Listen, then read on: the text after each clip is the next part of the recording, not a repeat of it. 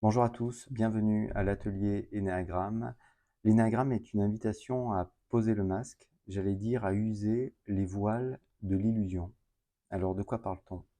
En fait, l'illusion dans laquelle nous avons tous vécu, c'est que nous pensons que plus tard existe, que le futur existe.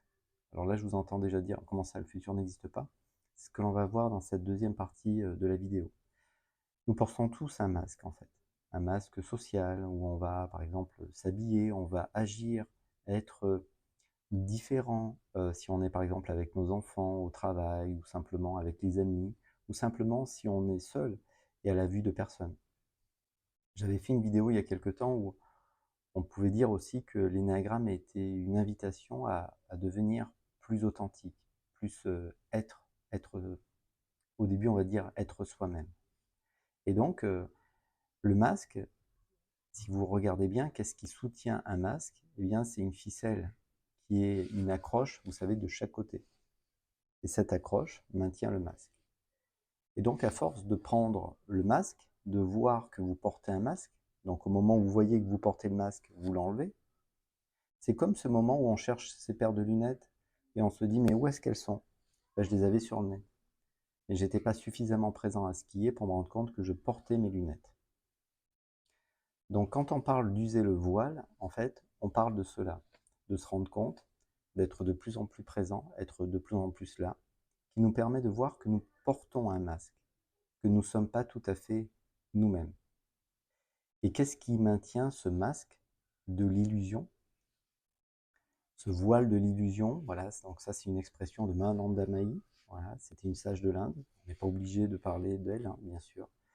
Elle disait qu'on usait bien sûr le voile de l'illusion à chaque fois que vous voyez, quand vous êtes de retour dans le réel. Alors elle, bien sûr, elle est dans une autre culture, donc elle parlait du soi. Et comment, eh bien, on voit qu'on est dans le réel? Eh bien, on est dans ce qui perçoit, la première chose qui se présente dans la vie, c'est le corps. Et si vous regardez bien, pourquoi nous ne sommes jamais dans le corps? Parce que nous sommes dans le temps. Et le temps est relié, soit une pensée est toujours reliée soit au passé, soit au futur, et balaye complètement maintenant. Et si vous voulez bien, maintenant, d'une certaine manière, nous n'avons pas de profil énéagramme. Dans l'instant, dans cet instant où on est authentique, où on est soi-même. Quand on parle d'un profil énéagramme, on parle d'un comportement, on parle du fait de faire des choses, d'avoir des choses. Là aussi, il y a une vidéo, vous pouvez aller la voir si vous le souhaitez. Donc à chaque fois que vous voyez que vous êtes de retour dans le temps, il y a un indicateur simple, vous perdez la paix, vous perdez la joie et vous perdez l'authenticité. Alors, effectivement, on pense que le temps existe. Et comme nous pensons que le temps existe, eh bien, il faut organiser ce temps-là. Alors, comment ça, le temps n'existe pas? Eh bien, c'est ce que nous allons voir maintenant, à travers deux questions dont je n'ai pas trouvé la réponse, deux questions dont personne n'a jamais trouvé la réponse, peut-être même pas Mahananda Mahi, cette grande sage dont on parlait. La première question, c'est cet instant là où vous regardez cette vidéo et où je suis en train de la faire. Eh bien, la première question, c'est maintenant, si on appelle ce moment maintenant. Maintenant, ça commence quand maintenant? Je vous invite vraiment à regarder, on va dire, dans votre vécu, au plus intime de vous-même. Maintenant, ça commence quand?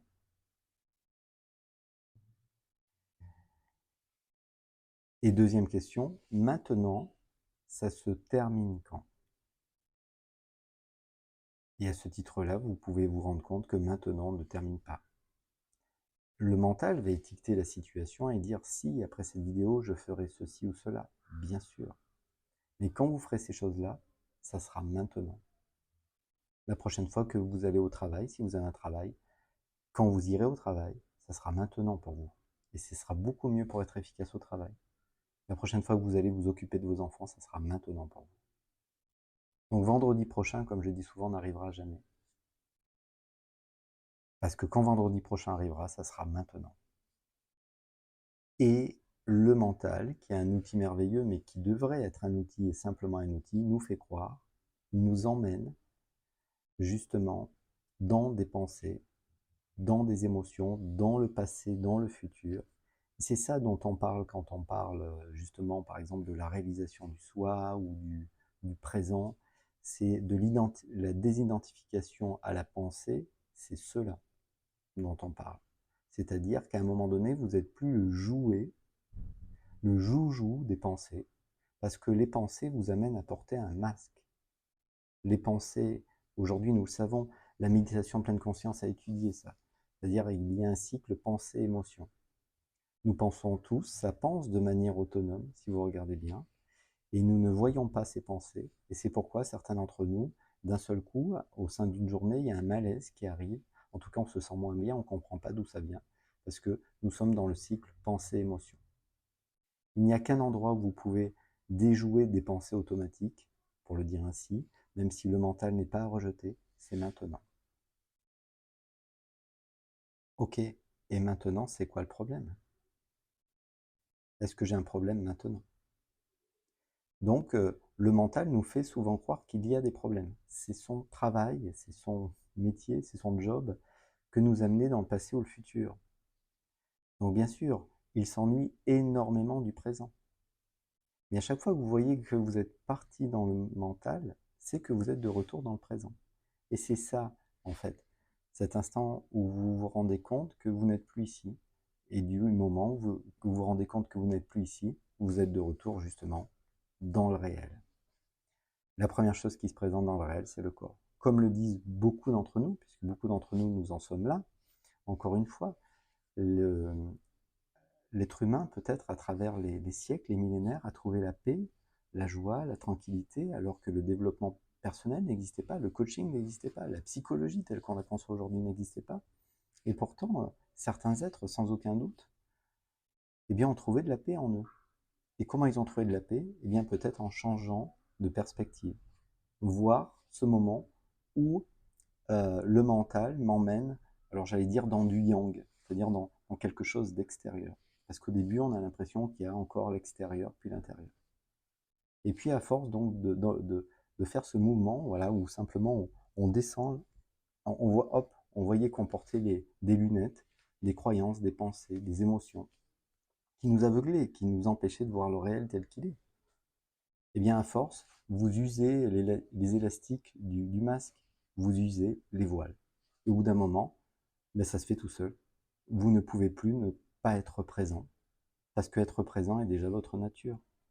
Essayez de ne pas être une présence dans vos jambes, comme je dis souvent. Essayez de ne pas être ici, dans vos bras, dans vos épaules. Essayez de ne pas vous ressentir. Et ici, dans l'action spontanée, d'une certaine manière, eh bien, il n'y a pas forcément de profil énéagramme. Alors oui, l'énéagramme nous amène à voir les chemins évolutifs, involutifs, mais d'une certaine manière, la conscience n'évolue pas.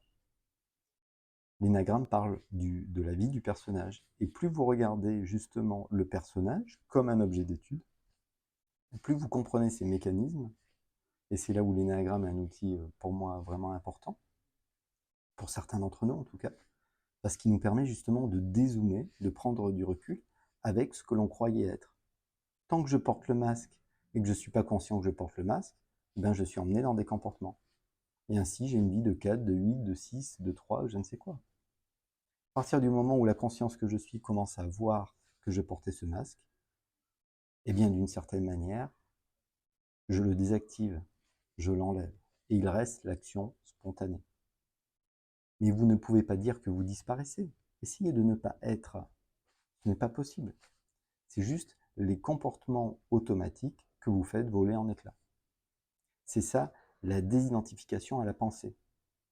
Alors bien sûr, dans un regard spirituel, parce que la désidentification à la pensée, peut-être dans un cadre contemporain, c'est très très grave. Très très très grave peut-être.